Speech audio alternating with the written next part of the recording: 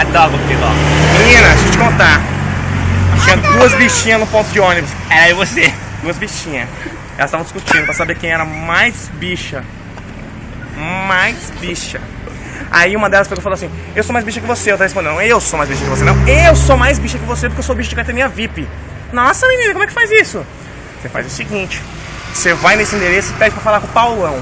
Paulão. Ixi, chegou lá, Paula Paulão. dentro. Parece que tá Era na um Paulista, puta né? do negão, 2 metros, 2,30 por 10 de largura. Com um cabo de vassoura na mão. E falou pra ela: bichinha, entra naquela sala e me espera de 4.